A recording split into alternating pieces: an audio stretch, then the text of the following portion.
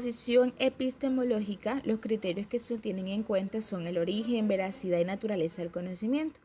Posición social, relación de los conocimientos a impartir con la sociedad y su transformación. Posición psicopedagógica, cómo se recibe el aprendizaje de ese conocimiento y el rol del maestro y estudiante.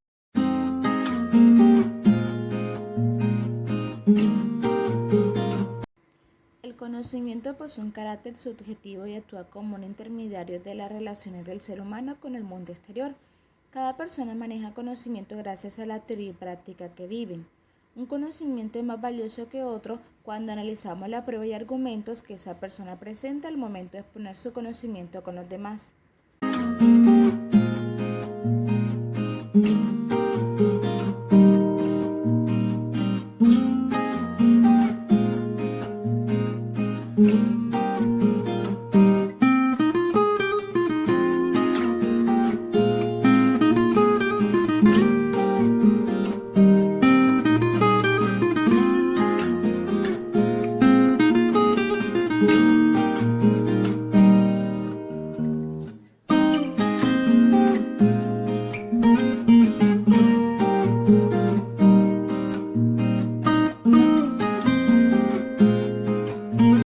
En la elaboración curricular participan instancias y niveles de decisión curricular que se identifican en 3 niveles. El nivel sistema, que compete a las autoridades educacionales, Ministerio de Educación, comisiones de especialistas y expertos de alto nivel. El nivel institucional, que compete a directores de escuela, consejos de profesores y equipos técnicos al nivel local. Y el nivel aula, que corresponde a los profesores. Gotland y John, 1990.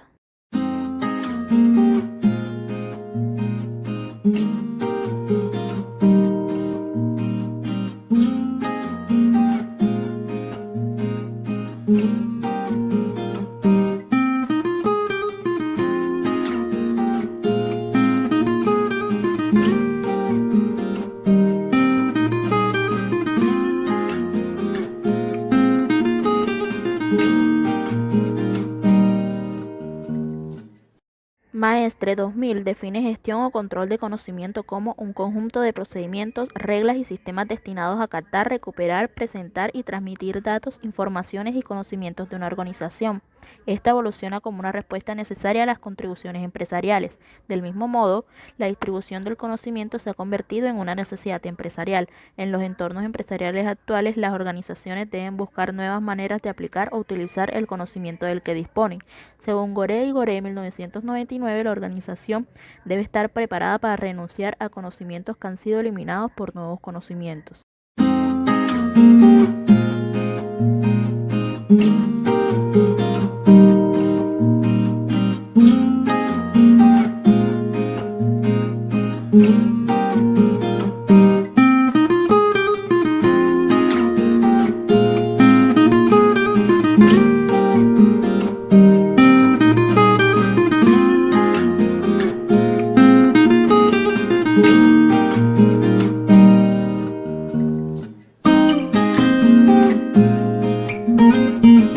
Debe ser un currículo pensado con un plan estratégico de aprendizaje, donde se organicen los contenidos de acuerdo al potencial de los estudiantes para crear experiencias de aprendizaje significativas que conlleven al desarrollo de las capacidades y competencias humanas. Además, el currículo debe estar pensado bajo un modelo crítico que redefine el papel de la educación en derechos humanos y una comprensión integral de cómo debe ser el rol de la comunidad educativa frente a una educación en derechos humanos.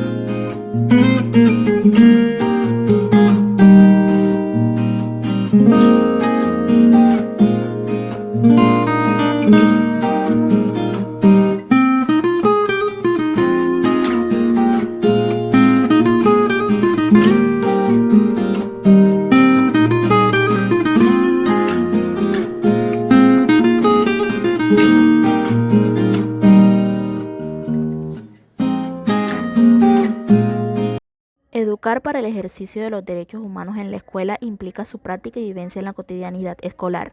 Esto es posible transformando los ambientes de aprendizaje mediante procesos pedagógicos, llevando a cambios que trasciendan el aula y lleguen a los demás espacios escolares para hacer de los derechos humanos una vivencia que permea todas las áreas de la gestión institucional, promoviendo en los estudiantes el desarrollo de competencias ciudadanas y básicas que les permitan desempeñarse como sujetos activos de derechos en el contexto escolar, familiar y comunitario. En este sentido, la educación para el ejercicio de los derechos humanos es la base para la construcción de sociedades democráticas y culturas pacíficas.